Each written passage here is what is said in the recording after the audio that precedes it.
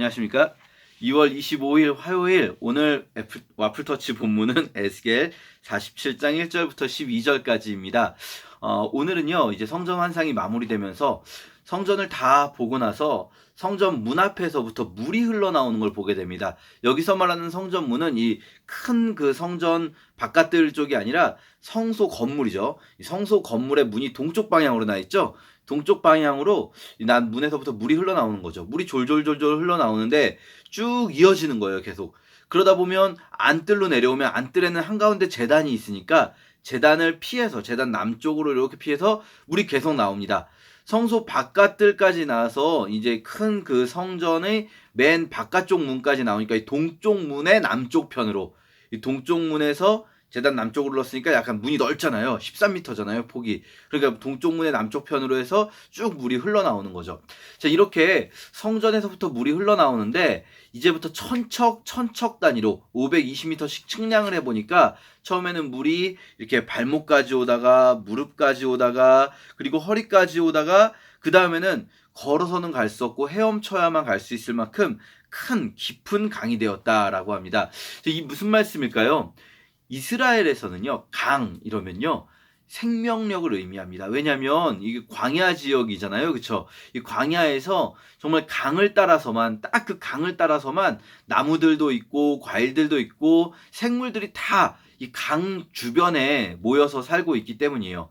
특히 이스라엘 사람들은 강이 생기는 것들을 자주 봅니다. 우리는 강이라는 건 원래 흐르는 거지 강이 생겼다 없어졌다 하지 않잖아요.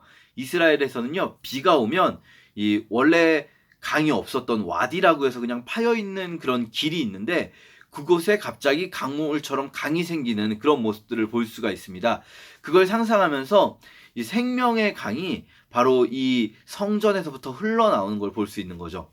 오늘 본문에서 제가 묵상할 수 있는 건 한 두 가지 정도 생각을 해봤는데요. 물론 여러분 개인적으로 더 다른 부분들도 묵상할 수 있지만 첫 번째로 제가 생각한 것은 이 생수의 강이요.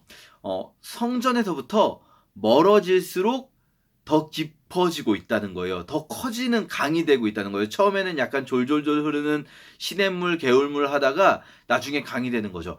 자, 어떻습니까? 우리가 생각할 때는요, 은혜가 어디에 제일 많이 있다고 생각되십니까?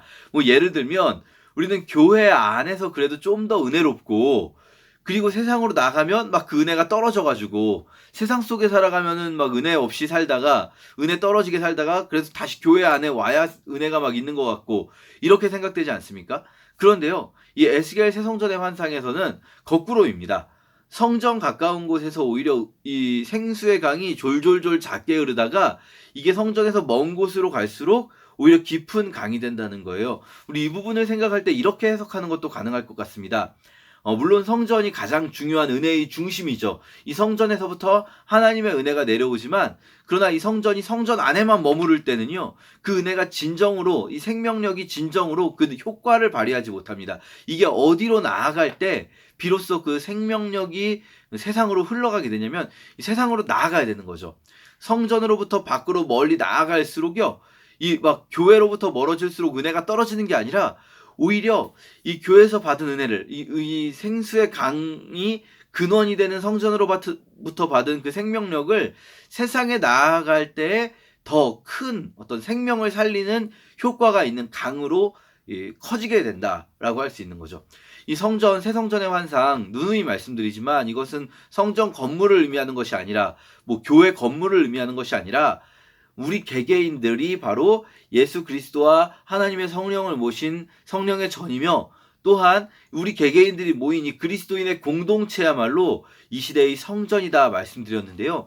그렇다면 이제 우리 개개인들이 막 하나님께 가까이 붙어 있는 우리의 막 신앙적인 삶에서만 은혜가 넘치는 것이 아니라 그 오히려 세상으로 나아갈 때 그 하나님의 능력을 가지고 세상으로 나아갈 때 더 깊은 생수의 강을 경험할 수 있게 된다는 거죠. 물론 쉽지 않습니다. 자, 두 번째 우리가 묵상할 수 있는 것은요, 이 생수의 강이 어디로 흐르고 있는가 하는 것입니다. 그리고 이것이 흘러서 어떤 일이 벌어지는가 하는 거죠. 동쪽으로 흐릅니다. 예루살렘 동쪽으로 가다 보면 뭐가 나오냐면요, 사해가 나옵니다. 죽은 바다라는 이름을 가진 이름만 들으면 되게 무섭죠. 죽은 바다, 사해. 그런데요, 사실 이 사해는요, 우리가 상상하는 것처럼 막 우울하게 생기지 않았습니다. 실제로 사해를 가보면요, 굉장히 아름답습니다. 물도 엄청 깨끗하고요. 너무너무 겉으로 보기엔 아름다운 곳이에요. 근데 이곳이 왜 죽은 바다일까요? 이곳은요, 물이 요단강에서부터 사해로 흘러 들어가지만 여기가 이 해수면보다 더 낮아요. 해수면보다 한 200m 정도 더 낮다 보니까 물이 여기서 밖으로 흘러나가질 않습니다. 물이 계속 고여 있는 거예요.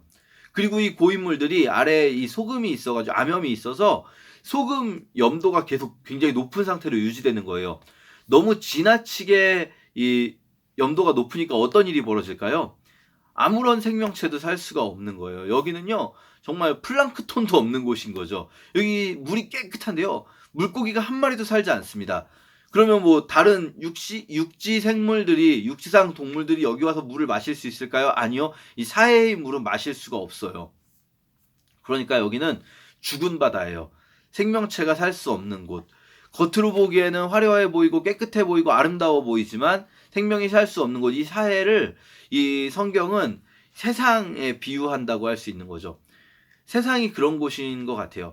정말 요단강물은 어떻게 보면 깨끗하고 생명력이 있는 물입니다. 요단강물에서는요, 많은 물고기들도 삽니다. 하지만 사해로 들어가는 순간 이게 죽은 물이 돼버려요. 우리 개개인들이 어쩌면은요, 이 사해에 들어가기 전까지는, 이 세상의 쓴맛에 들어가기 전까지는요, 우리 개개인들이 나름대로는 막 생명력 있는 사람처럼 살 수도 있어요. 하지만 이 세상에 들어가면 다 이 세상에 휩쓸려 살게 되는 거죠. 이 세상이라는 거대한 시스템 속에서 살게 되는 거죠. 그곳은 겉으로 보기에는 되게 생명력 있어 보이고 깨끗해 보일지 모르나, 그러나 알고 보면 진정한 생명이 도저히 살 수 없는 곳이에요. 그런데 이 성전으로부터 흐르기 시작한 물이 큰 강을 이루고 사해로 흘러갑니다. 어떻게 될까요? 그동안 요단강물은요, 아무리 요단강물이 많이 흘러가도 사해에서는 다 죽은 물이 됐어요. 하지만 성전으로부터 흐르기 시작한 이 물은요, 사해를 변화시킵니다. 이 죽은 바다가 살아나고 생명으로 요동치게 합니다. 그래서요, 마치 시편이 말씀하시는 것처럼, 또 계시록이 말씀하시는 것처럼, 또 창세기 1장에서 이 에덴 동산에 있었던 것처럼 이 생명력이 있는 강을 따라서 사시사철 열매를 맺는 나무들이, 꽃들이 피어나게 되는 거죠.